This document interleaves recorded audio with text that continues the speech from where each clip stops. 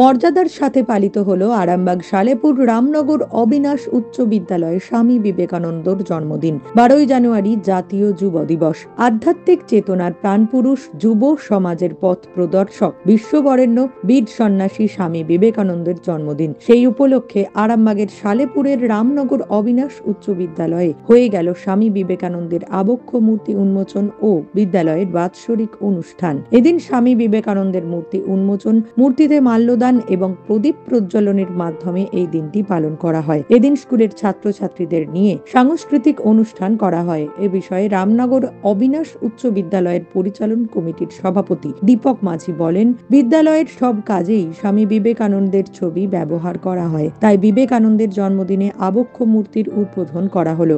আজকে বিষয়টা হচ্ছে যে আমাদের রামনগর অবিনাশ উচ্চ বিদ্যালয়ের গত 2023 পয়লা জানুয়ারি বিদ্যালয়ের 75তম বর্ষপূর্তি এবং সেই পূর্তি উপলক্ষে আমাদের গত 2023-এর 7 এবং 8 জানুয়ারি আমরা সমস্ত প্রাক্তন ছাত্রছাত্রী, প্রাক্তন শিক্ষক শিক্ষিকা, বর্তমানে ছাত্রছাত্রী, শিক্ষক শিক্ষিকা, শিক্ষাকর্মী এবং এলাকার শিক্ষানুরাগী ব্যক্তিবর্গদের নিয়ে আমরা দুদিন ব্যাপী একটা অনুষ্ঠান করেছিলাম প্লাটিনাম জুবলি উৎসব উপলক্ষে।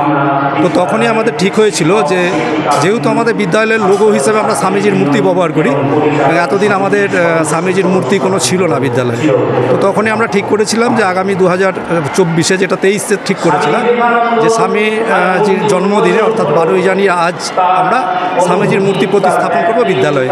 সেই উপলক্ষেই আজকে মূলত আজ বিদ্যালয়ের অনুষ্ঠান এবং সেই সঙ্গে সঙ্গে আমাদের যে বাৎসরিক যে অনুষ্ঠান হয় সেই বাৎসরিক অনুষ্ঠানটাও আজকে আমরা একই সাথে করে নিচ্ছি। অপরদিকে ভারপ্রাপ্ত প্রধান শিক্ষক সিদ্ধার্থ মাইতি জানান, স্বামী বিবেকানন্দের জন্মদিন উপলক্ষে বিবেকানন্দের মূর্তি উন্মোচন ও সাংস্কৃতিক অনুষ্ঠানের আয়োজন করা হয়েছে। এদিন বর্তমান ও প্রাক্তন ছাত্রছাত্রী এবং এলাকার মানুষদের নিয়ে এই অনুষ্ঠান অনুষ্ঠিত হচ্ছে।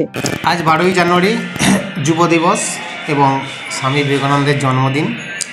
আমরা রামনগর অবিনাশ উচ্চ বিদ্যালয়ের প্ল্যাটিনাম জুবলি পালন করেছিলাম বিগত বছর 2023-এর 7 এবং 8ই জানুয়ারি। তখন যে প্ল্যাটিনাম জুবলি কমিটি একটা সিদ্ধান্ত এসেছিলেন যে বাকি টাকা যেটুকু ব্যালেন্স থাকবে সেইটা দিয়ে আমাদের বিবেকানন্দের আবক্ষ একটা মূর্তি স্থাপন করা হবে। সেই মূর্তি আমরা স্থাপন করে দিয়েছি, আজকে তারই উন্মোচন হলো।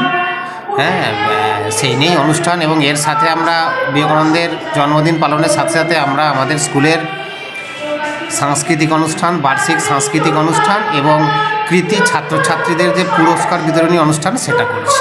নিউজ রাজ বাংলা, আরামবাগ। তন্ত্র মন্ত্র করে দেখি তার ভিতরে তুমি না।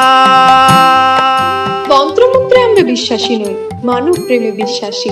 মানবতার বীজ বপনে 24 থেকে 28 জানুয়ারি আমরা আয়োজন করেছি আন্তর্জাতিক গোসাই পরবের। পঞ্চম বর্ষে তিঘুরির মাঠে পরবে থাকছে এদেশের পাশাপাশি বাংলাদেশ, রাশিয়া, জাপান সহ বহু দেশের বাউল পুকিরা।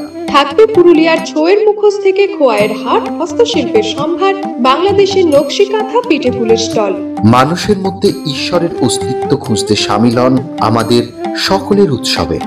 শাস্ত্র গ্রন্থ পড়ি যত, আরো দূরে সরে যাই, আরো দূরে